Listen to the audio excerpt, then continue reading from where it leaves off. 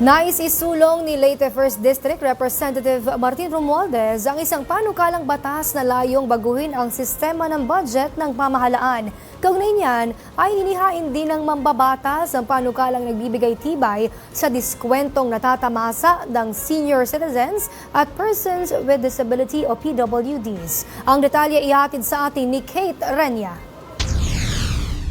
Bago pa man magbukas ang 20th Congress, inihain ni Leyte 1st District Representative Martin Romualdez ang House Bill No. 11 o ang Budget Modernization Act. Layunin ng panukala na gawing mas mabilis, tapat at epektibo ang paggamit ng pondo ng bayan sa pamamagitan ng cash-based budgeting system. Sa sistemang ito, inaatasan ng mga ahensya ng gobyerno na ipatupad ang kanilang mga proyekto at gastusin sa loob ng isang fiscal year na may 3 buwang palugit para sa bayaran. Ayon kay Representative Romualdez, dapat masigurong bawat sentimo ng pondo ay may konkretong resulta para sa taong bayan.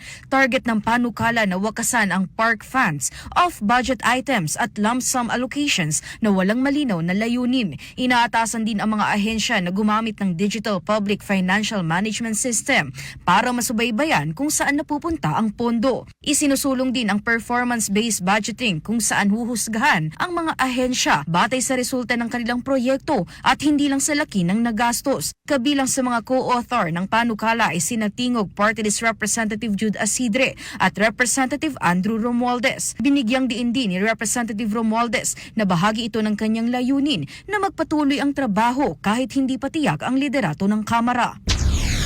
Isinusulong naman ni Representative Romualdez ang panukalang batas na naglalayong tiyakin ang 20% diskwento at VAT exemption para sa senior citizens at PWDs na maibibigay pa rin kahit may mga promo at discount ang mga negosyo. Tinatawag itong ANAC Enhancing the Discount on the Purchase of Goods and Services of Senior Citizens and Person with Disabilities. Ayon sa mambabatas, layo nitong palakasin ang mga pribilehiyo ng mga nakatatanda at may kapansanan. Sa nasabing 20% discount at VAT exemption, hindi na ito ibabawas mula sa special offers ng negosyo, pati na ang basic necessities at prime commodities. Inaasahang mapapalakas nito ang inklusibong kaunlaran sa bansa. Para sa totoong balita sa Bagong Pilipinas, Kate Renya, Congress News.